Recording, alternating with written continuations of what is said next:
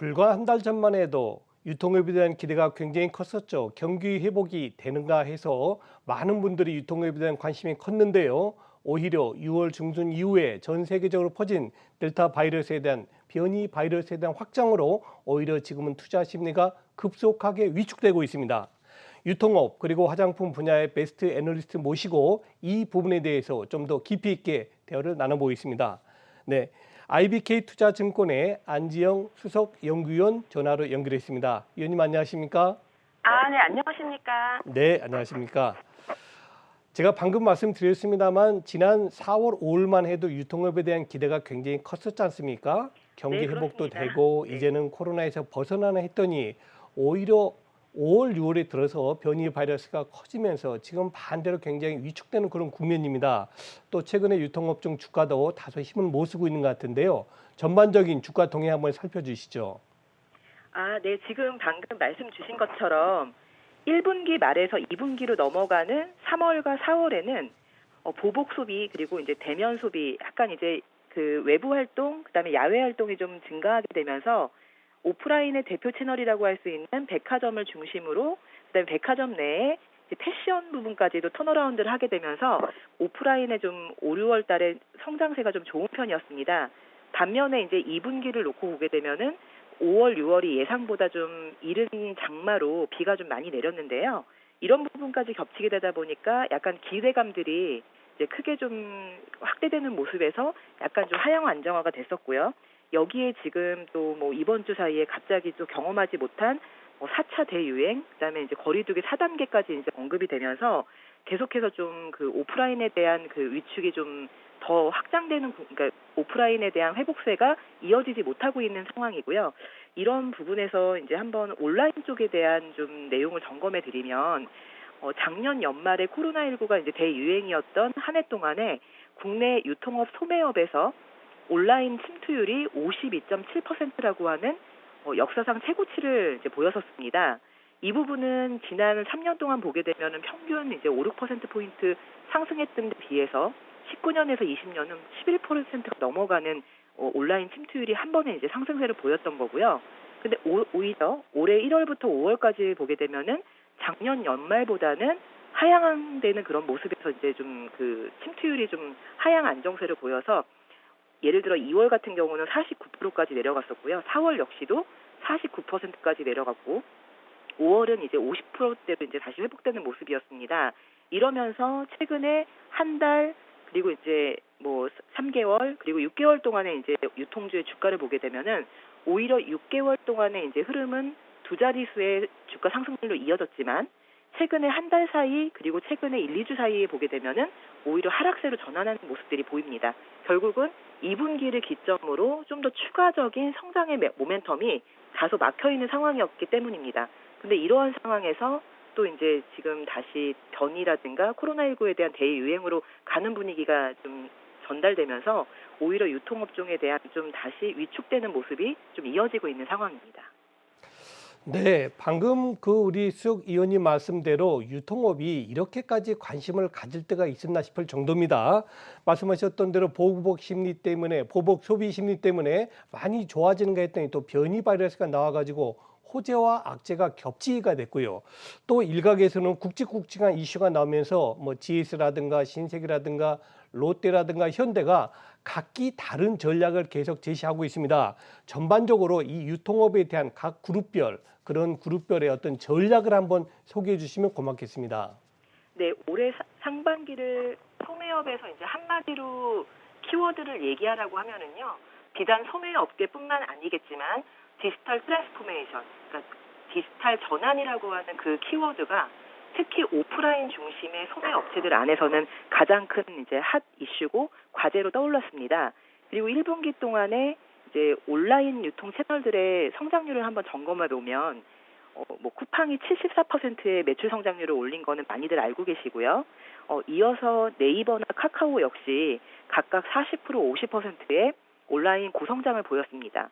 반면에 오프라인 중심의 오프라인이 가지고 있는 온라인 채널들의 경우에는 매출 성장률이 정체돼 있거나 오히려 이제 10% 정도에 머물러 있었기 때문에 시장 평균보다도 시장 평균이 대략 한 14에서 15%였는데 이보다 하회하는 모습들이었습니다. 이러한 분위기 그리고 아까 말씀드린 소매업에서의 온라인 침투율에 올 들어서의 다소 하락세 이런 부분들이 오프라인 업체들에게는 좀 더 디지털 전환을 좀 가속화하는 그런 동력이고 계기를 마련하게 됐고요. 일부분을 갖다가 이제 실질적인 어떤 현실로 그 계획을 실현한 기업들이 바로 말씀 주신 GS 리테일의 계열사인 홈쇼핑을 흡수합병. 그러니까 7월 1일자로 GS 리테일이 GS 홈쇼핑을 이제 흡수합병을 완료했고요. 그리고 이번에 이제 얼마 전에 또 발표가 있었죠. 이마트 그룹의 이베이 코리아 인수입니다. 이렇게 이제 굵직굵직한 여러 가지 이제 사건들 중에서 뭐 가장 이제 현실로 이제 확정을 지은 큰 결정을 내린 기업은 이 두 기업이고요. 그럼에도 불구하고 비록 인수합병으로 이어지지 못했지만 뭐 현대백화점의 경우에도 이제 오프라인 여의도에 더 현대를 오픈한다든가 그리고 롯데 같은 경우도 지금 사실 이번 인수합병에는 그렇게 이제 무리수를 두진 않았지만 여전히 보유 현금을 3조 원 이상 이제 준비하고 있고 그동안 구조조정을 완료한 걸로 봤을 때는 언제든지 디지털 트랜스포메이션에 대해서 투자를 강화할 준비가 되어 있다라고 좀 점검을 드릴 수가 있겠습니다. 네, GS하고 이마트는 인수 합병에 포커스를 맞춰가지고 사업을 늘리고 있고요. 수혁 의원님, 제가 또 최근에 이제 불거진 이슈 하나를 여쭤보고 싶은데요. 현대백화점에서 안타깝게도 이제 코로나 확진 환자가 많이 발생했지 않습니까? 아무래도 이제 직접적인 타격을 받았다라고도 볼 수 있는데 이렇게 되면은 현대백화점 같은 경우는 어떤 영향을 받을 것으로 전망이 되시는지요? 아, 네. 사실 이거는 이제 큰 유통업의 방향에서는 되게 이제 일시적인 거라고 보고 있고요. 왜냐면은 지금 이제 코로나19 상황이기 때문에 우리는 언제든지 예상치 못한 불확실성 이슈가 발생했을 때 그 그렇죠. 부분을 갖다가 반영할 수밖에 없는 거고 사실 영업일수에서 그만큼 기존점의 매출 성장률에 좀 마이너스 요인으로 이제 영향을 주겠죠. 예, 그렇죠. 뭐 일주일 정도의 영업 정지가 된다면은 그 정도 타격은 받겠지만은 큰 흐름, 다시 말해서 지금 현대백화점이 나오고 있는 큰 물줄기는 바꾸기 힘들다 이렇게 보여집니다.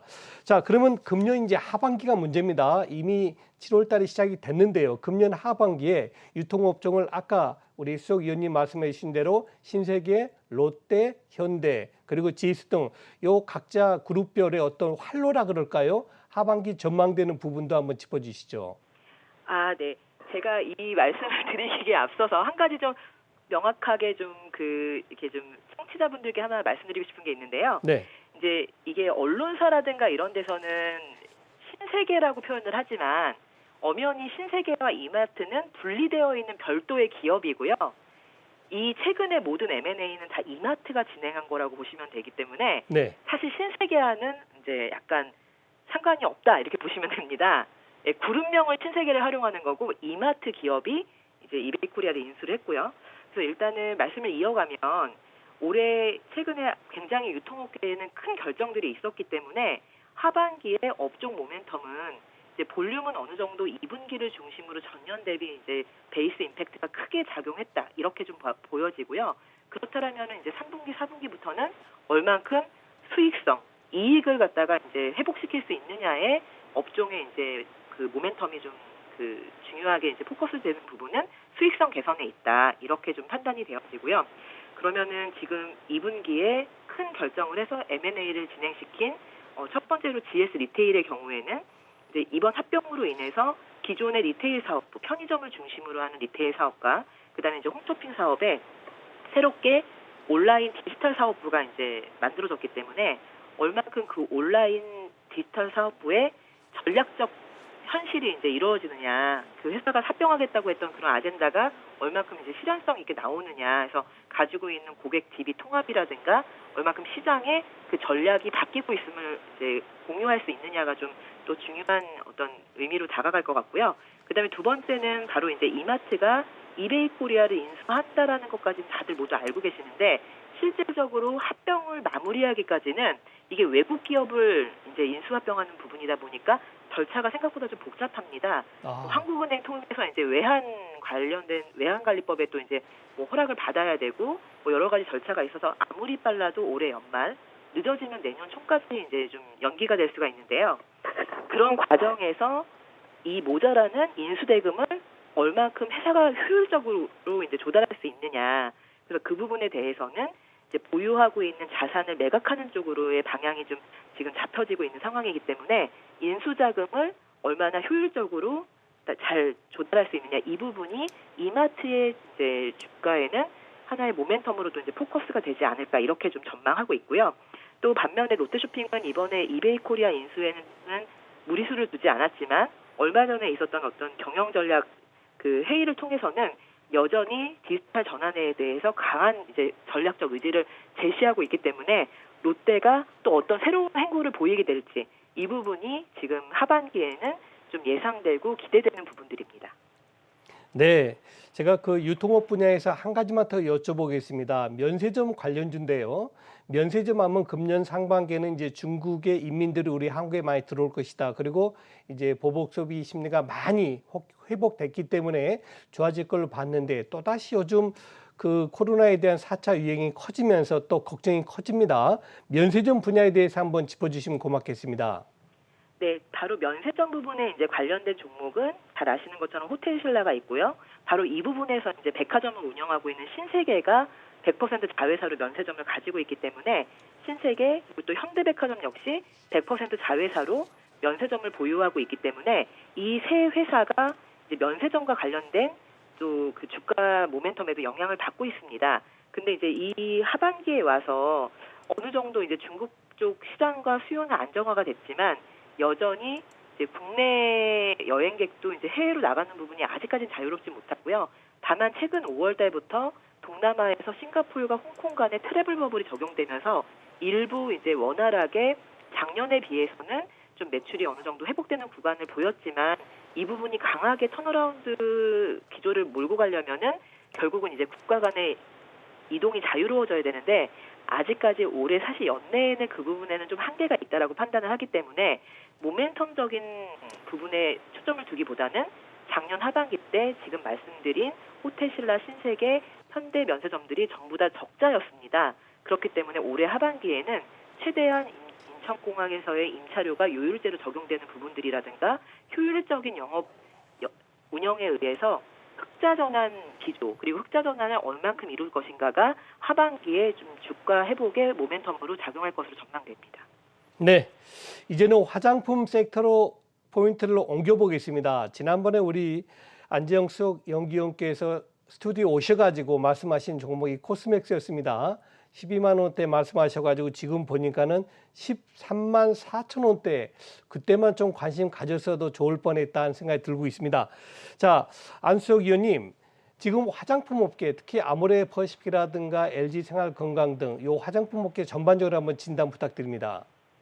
네, 화장품 업종은 사실 지금 이제 그 표 1번에서 참고하셨던 것처럼 면세점 업종과 함께 연초 대비로 이제 6개월 동안에 가장 강한 턴어라운드를 보였다라고 지금 시점에서 말씀을 드릴 수가 있고요.